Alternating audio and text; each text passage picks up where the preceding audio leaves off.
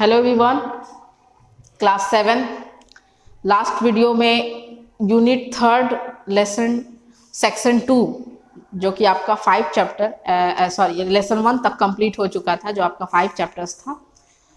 Today we will start our section 2 of unit 3 and the title is the bet. And इसको लिखने वाले हैं joules Verne.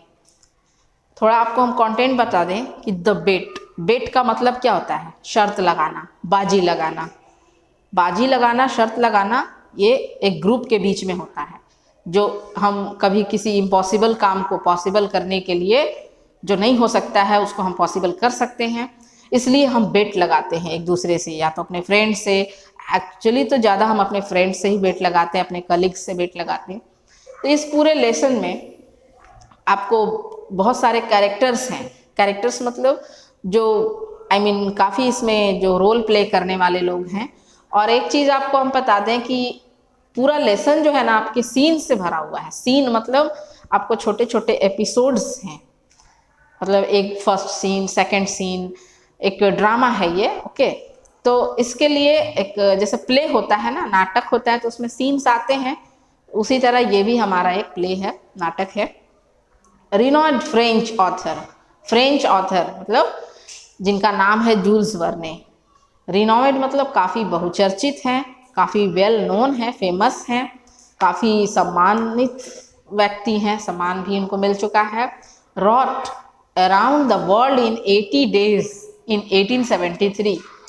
1873 में इन्होंने ये प्ले लिखा, और जिसका नाम था द वर्ल्ड इन 80 days। ये पूरे बुक का नाम था the around the world in 80 days। जो नोवेल होगा, जो एक मोटा बुक होगा जिसमें पूरा स्टोरीज होगा, उसमें से एक स्टोरी है द बेट, हम लोग जो पढ़ने जा रहे हैं। तो around the world in 80 days मतलब ये अराउंड द वर्ल्ड का मतलब क्या होता है? हमारी पृथ्वी, हमारा दुनिया, जो हमारा संसार है।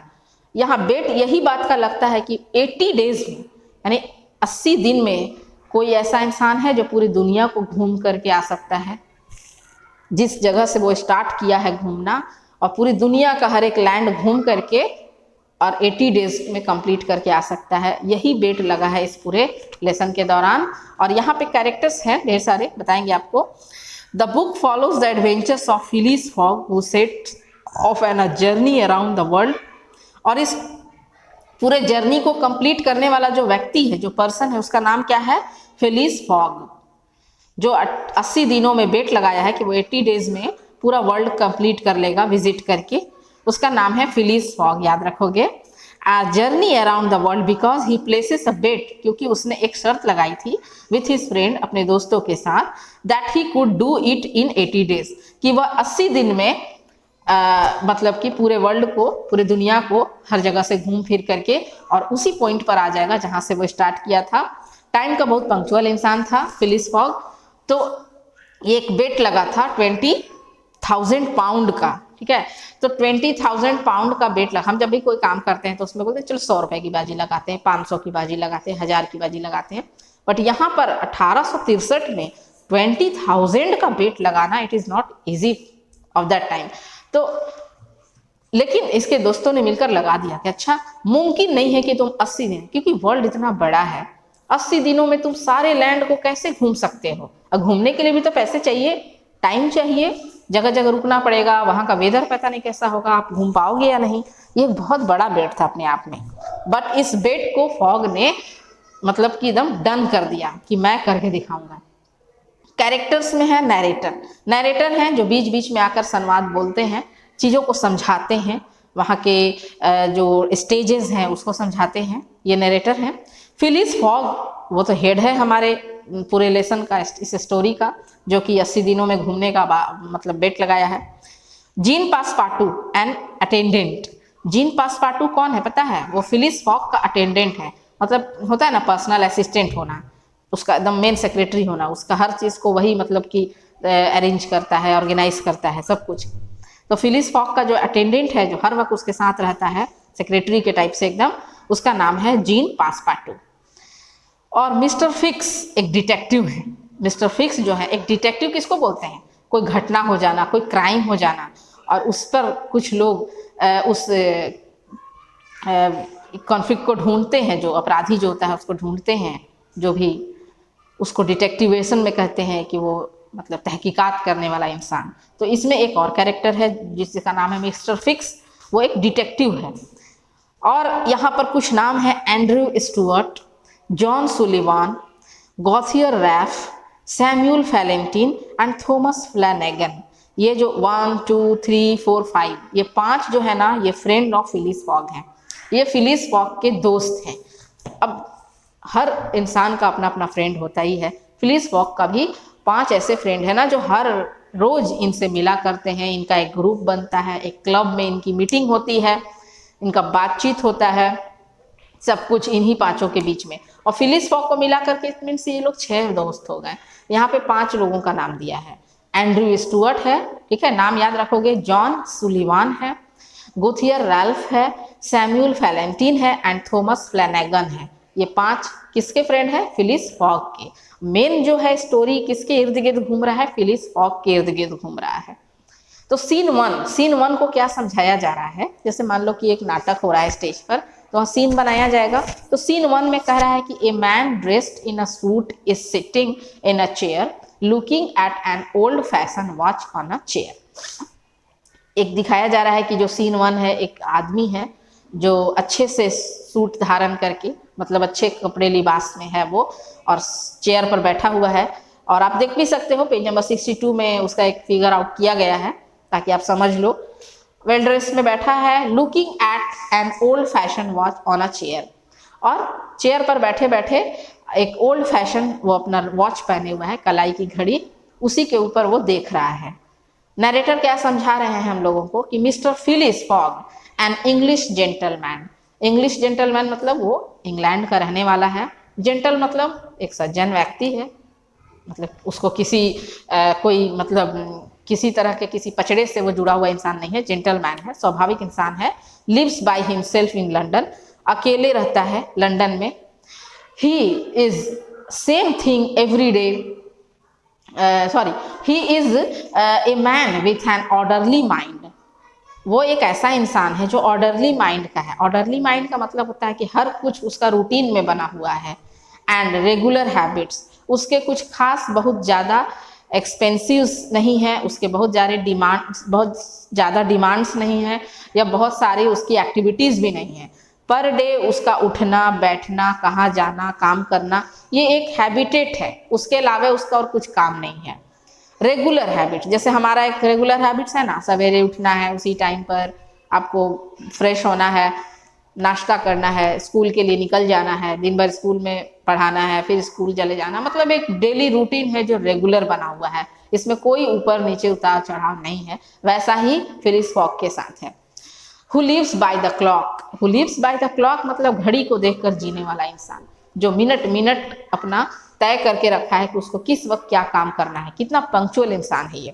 ही does the same thing every day, हर रोज वह एक ही काम किया करता है, सेम टाइम पर, at the same time, to the minute. घड़ी देख देख कर, काटा देख देख के काम करता है, एक मिनट इधर से उधर वो जाने नहीं देगा। Mister Fogg has just dismissed his previous personal assistant because he brought in water for shaving that was 2 degrees colder than it should have been. अब लो, how is he is now interviewing an applicant for the job. यहाँ narrator क्या समझा रहे हैं कि mister Fogg जो है, Phyllis fog नाम है बट हम लोग इसको मिस्टर फॉग बोलेंगे इन शॉर्ट। तो इसका तो रेगुलर का एक ही काम है, डेली एक टाइम पर उठना, एक टाइम पे काम करना, काटा देखकर काम करने वाला है ये इंसान। और इसका एक रेगुलर असिस्टेंट हुआ करता था जो कि इसके काम के प्रति थोड़ा सा ज़्यादा सहज नहीं था। प्रॉब्लम क्या था कि जब ये एक बार शेविंग कर रहा था, मतलब दाढ़ी वाड़ी बना रहा था अपना, तो उसने उससे गर्म पानी मांगा। गर्म पानी कितने डिग्री में होना चाहिए, उससे वो 2 डिग्री कम था, ठंडा था। इट मीन्स इस वजह से वो उस असिस्टेंट को अपने जॉब से आउट कर दिया था। और आज वो चेयर पर इतना अच्छे से वेल ड्रेस होकर क्यों बैठा है? क्योंकि आज वो किसी भी एप्लीकेंट को जॉब देने के लिए इंटरव्यू ले रहा है। इंटरव्यू लेते लेते जीन पासपार्टू उसके पास आता है, जो कि आज से ही उसका इंटरव्यू उसका हुआ है और वो सेलेक्ट हुआ है as a assistant for mister Fogg for doing his personal jobs. Mr. Fogg, have you come about the job? अब मिस्टर फॉग बोलते हैं क्या उस असिस्टेंट से कि क्या तुम यहाँ जॉब के लिए आए हो, काम के लिए आए हो? द मैन कहता है yes sir, my name is Jean Passepartout. अब जाकर के जीन पासपाटू अपना नेम खोलता है कि जी हाँ सर, मुझे यहाँ जॉब करना है और मेरा नाम जीन पासपाटू है। मिस्टर फॉग बोलते हैं well okay, I hope you can stick to time. मेरे ख्याल से तुम टाइम के पक्के होगे, टाइम को लेकर काफ़ी पंक्चुअल होगे। I get up every morning. अब देखो यहाँ से ना मिस्टर फॉग का रूटीन हम लोगों को समझ में आएगा कि आखिर डेली रूटीन, जो डेली हैबिट था एट सेम टाइम, वो क्या था। तो वो समझाते हैं उसको अपने असिस्टेंट से, सुनो हर रोज़ मैं सुबह उठता हूँ कितने बजे, 8 o'clock, 8 बजे मैं उठता हूँ सोकर। I want my tea and toast at exactly 23 minutes past 8, और 8:23, ठीक 8 बजे मैं उठता हूँ और 8:23 पर मुझे चाय और टोस्ट चाहिए मेरे टेबल पर। मतलब एकदम 8:23 पर, एकदम ये भी नहीं कि आप उसको राउंड फिगर कर सकते हो या तो 20 मिनट या 25 मिनट, नहीं, 23 मिनट पर, 8:23 पर मेरा नाश्ता मेरे टेबल पर होना चाहिए। You shall bring me saving water at 37 minutes past 9, और 9:37 पर मेरे लिए आपको गर्म पानी करके लाना पड़ेगा। शेविंग टाइम है उसका कितने डिग्री फ़ारेनहाइट पर, 84 डिग्री फ़ारेनहाइट पर आपको गर्म पानी, गुनगुना पानी करके लाना है शेविंग करने के लिए, बिकॉज उधर ठंड ज़्यादा पड़ती है ना। I have my bath and dress at 20 to 10, 20 to 10 मतलब 10 बजने में 20 मिनट जब बाकी रहता है तो मैं अपना जो ड्रेसअप है नहा वहा करके अपना तैयार हो जाता हूँ। I leave the house exactly at 11:30 for the Reform club, और मैं घर से बाहर रिफॉर्म क्लब के लिए कब निकलता हूँ, ठीक 11:30 बजे, 11:30 है, इट मीन्स 11:30 बजे मैं रिफॉर्म क्लब के लिए घर से रवाना हो जाता हूँ। मतलब सुबह 8 से लेकर 11:30 बजे तक का जो अपना उसका रूटीन था, डेली रूटीन, वो पासपाटू को समझा देता है। आई have my meals at the club, दोपहर का खाना वो क्लब में ही लेता है। And come back home at midnight, और रात को 12 बजे तक वो घर पर आता है। मिडनाइट मतलब रात का 12 बजे। This is my invariable routine every day, हर रोज का ये मेरा invariable routine. It means invariable का मतलब होता है अनचेंजिंग शेड्यूल, एक ऐसा रूटीन है इसका जो कभी इधर से उधर नहीं हो सकता है। ये सब काम मेरा पर डे का है, हर रोज, इसमें कोई चेंजेस नहीं आ सकता है। इट इज 22 minutes past 11, अभी क्या टाइम हो रहा है, 22 minutes past 11, यानी कि 11:22 का टाइम हो रहा है, जिस वक्त पासपाटू इसके पास इंटरव्यू देने के लिए आया है। पासपाटू, इट इज 22 minutes past 11, देखो पासपाटू अभी तुम मेरे पास खड़े हो, ये टाइम कितना हो रहा है, 11:22 हो रहा है। मिस्टर फॉग बोलते हैं you are 4 minutes too slow, तुम अभी 4 मिनट थोड़ा लेट चल रहे हो अपने काम के लिए, but it does not matter, पर कोई बात नहीं, आज तुम फर्स्ट डे इंटरव्यू के लिए आए हो। मतलब इंटरव्यू लेते लेते उसका टाइमिंग, उसका काउंटिंग चालू हो गया है। देन फ्रॉम दिस मोमेंट, और अभी इसी जस्ट मोमेंट से 26 minutes आफ्टर 11 AM, अभी तुरंत मतलब 11:26 के पास से लेकर, वेडनेसडे है, आज का दिन बुधवार है, आज डे है कौन सा, 2 अक्टूबर है, 1872 की बात है।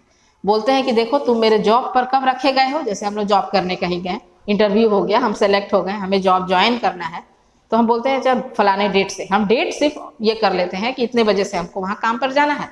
लेकिन यहाँ पर वो बोलते हैं पासपाटू को कि तुम्हारा जॉब अभी से एकदम स्टार्ट हो रहा है, टाइम ऑन, कब से, 11:26 से तुम्हारा काम ऑन हो रहा है। वो 2 अक्टूबर है, डे है वेडनेसडे, और साल 1872 है।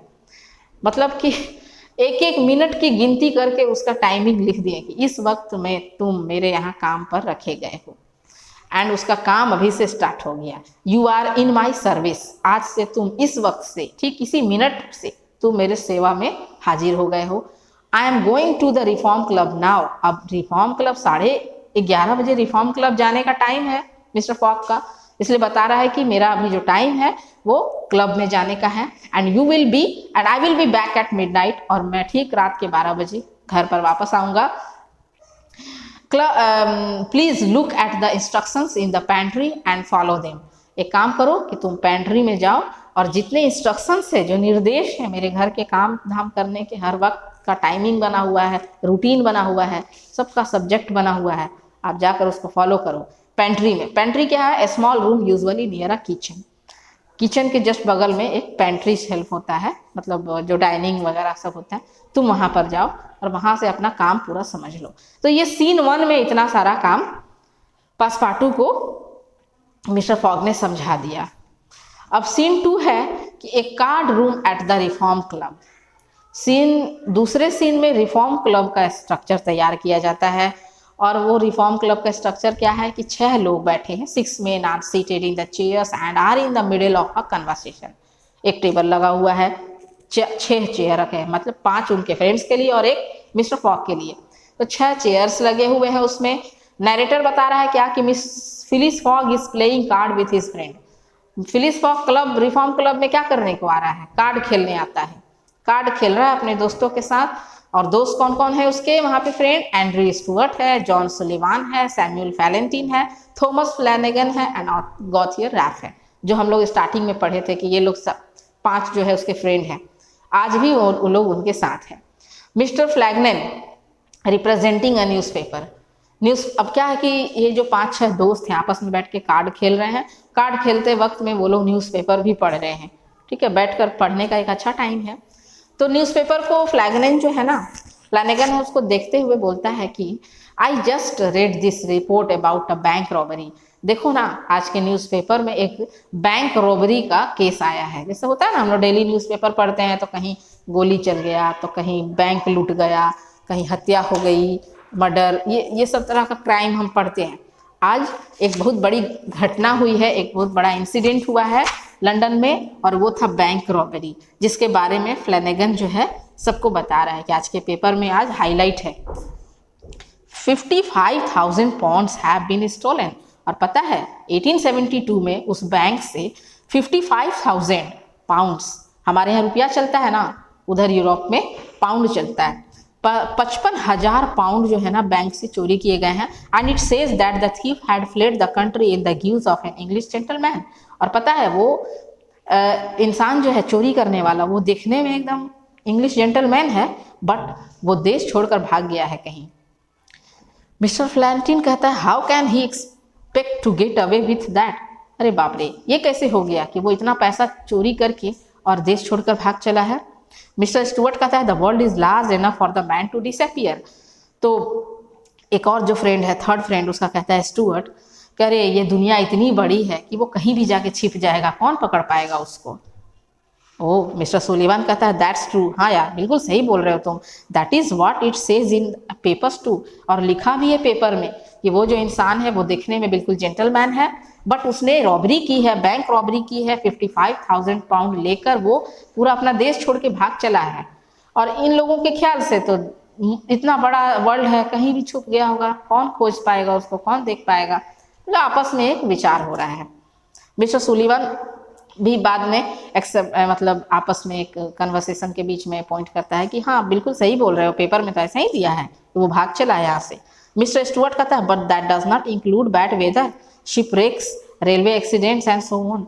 लेकिन वो कहाँ कहाँ भागता रहेगा, हमेशा कहाँ कहाँ भागता रहेगा वो, क्योंकि कभी कभी मौसम खराब हो जाते हैं, कभी शिपरेक्स, कभी उस जमाने में एरोप्लेन तो चलता नहीं था, तो लोग पानी के जहाज से भी इधर से उधर दूसरे कंट्री आया जाया करते थे। हो सकता है शिपरेक मतलब जहाज तूफान में टकरा कर टूट जाए या एक्सीडेंट हो जाए, रेलवे एक्सीडेंट हो जाए एंड सो ऑन, मर भी तो सकता है ऐसे एक्सीडेंट से। I am willing to bet 2,000 pound that it can not be done. मुझे तो नहीं लगता है कि ऐसा हो सकता है कि वो यहाँ से 55,000 रुपया ले करके और देश विदेश भागता रहेगा। अगर ऐसा है तो मैं 2,000 रुपया पाउंड का ये लगाता हूँ कि वो यहाँ से नहीं भाग पाया होगा, वो होगा हमारे इंग्लैंड में ही होगा। All included, I had like to see, I am willing anyone to do it in 80 days। और उसी समय वो बेट लग जाती है आपस में। वहाँ पे अभी मिस्टर फॉग जो है ना वो अपना इंक्लूड नहीं किया है, और वो कहता है कि अच्छा हम 2,000 पाउंड का बेट लगाएंगे अगर तुम बता दो कि कोई पूरे दुनिया को 80 दिन में घूम ले, भाग गया है तो। मिस्टर फॉग बोलते हैं वेरी वेल, ओ ये तो बहुत अच्छा ऑफर है, I will bet 20,000 pound. Mister fog अपने तरफ से बोलता है कि मैं तो 20,000 पाउंड का बेट लगाता हूँ against anyone who wishes that I make the tour of the world in 80 days और लेस, डू यू एक्सेप्ट। अब यहाँ मिस्टर फॉग कहते हैं कि तुम 2,000 के लिए इतना बड़ा क्यों रिस्क ले रहे हो, इतना बड़ा बेट लगा रहे हो, तुम 20,000 पाउंड का बेट लगाओ ना, मैं जाकर आऊँगा 80 दिनों में। दूसरे तीसरे की बात करनी छोड़ दो, मैं आकर दिखाऊंगा 80 दिनों में मैं पूरे दुनिया की घूम फिर करके, और 20,000 पाउंड का वो लगाता है ना, 1 मिनट ज़्यादा ना 1 मिनट कम, वो 80 के 80 दिन में इसी रिफॉर्म क्लब में तुम लोगों के पास हाजिर हो जाएगा, और 20,000 पाउंड रेडी रखना। अगर हार गया तो फॉग को देना पड़ेगा, और अगर जीत गया तो सारे लोग मिलकर उसे देंगे। और जाकर द अदर कंसल्ट ब्रीफली, वो तय करवाता है कि क्या तुम लोग एक्सेप्ट करोगे, मुझे एक्सेप्ट करोगे कि मैं ही 80 दिनों में घूम कर आ जाऊं। सब लोग मान जाते हैं, यस चलो डन हो गया। द अदर्स कंसल्ट ब्रीफली, सब लोग बोलते हैं ओके ओके, आपस में राय मशवरा कर लिए, ऑल 5 टुगेदर वी एक्सेप्ट। और सब पांचों मिलकर कहते हैं बिल्कुल हम लोग पांचों तैयार हैं कि तुम इस बेट को जीत कर दिखाओ। Mister Fogg writing out a cheque, good. Mister Fogg जो है ना चेक तुरंत लिख देते हैं और ये बोलते हैं लो अच्छा, अगर हारा तो मेरी गई, जीते तो मुझे आएगा। We will start right away, हम लोग अभी, मतलब वो जो 80 डेज का जर्नी है वो मिस्टर फॉग 1 सेकेंड भी नहीं गंवाएगा, इसी रिफॉर्म क्लब से स्टार्ट करेगा अपना शर्त, यहीं से। I will take the train that leaves at 8:45 PM, रात को 8:45 पर इंग्लैंड से ट्रेन जो है रवाना होती है। एज टूडे इज वेडनेसडे, आज का दिन कौन सा है, वेडनेसडे है, 2 अक्टूबर है। I shall be due here on Saturday 21 December, और जल्दी से वो जोड़ जाड़ लेता है कि 80 डेज कब तक आएगा, तो 21 दिसंबर जो है ना वो 80 दिन होगा, ठीक 8:45 PM, मतलब रात को 8:45 में वो यहाँ से रवाना होगा इंग्लैंड से, और ठीक 8:45 पर रिफॉर्म क्लब में वो हाजिर हो जाएगा 21 दिसंबर को। मतलब कि वो 2 अक्टूबर के दिन यहाँ से रवाना होगा, और 21 दिसंबर को 8:45 पर वो ठीक रिफॉर्म क्लब में हाजिर हो जाएगा अपना शर्त पूरा करके। If I am not here then, और अगर मैं यहाँ नहीं पहुँचा उस टाइम पर, this cheque of 20,000 pound will belong to you, तो ये जो 20,000 का चेक मैंने काटा है ना, ये सब तुम लोग का हो गया।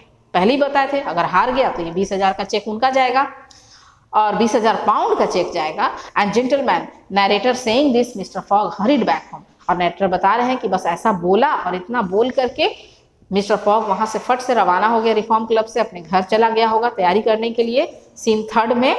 और नरेटर कहते हैं कि ये बड़ा पंक्चुअल इंसान है, सो हम लोग एक काम करते हैं कि इसमें काफ़ी सारे एपिसोड्स हैं, काफ़ी सारे सीन हैं, एटलीस्ट 6 या 7 है, आई थिंक 6 और 7 सीन है, नहीं 6 है। अब अभी हम लोग 2 सीन पूरा कर चुके हैं, नेक्स्ट हम लोग वीडियो में सीन 3 सीन 4 वगैरह पढ़ेंगे और देखेंगे कि किस तरह से रियली में वो 80 डेज पर अपने तय टाइम पर तय जगह पर पहुंचता है या नहीं, और अपना बेट विन करता है कि नहीं। सो फॉर टुडे, आज के लिए इतना ही। आप लोग इसको रीडिंग करते रहो, ओके।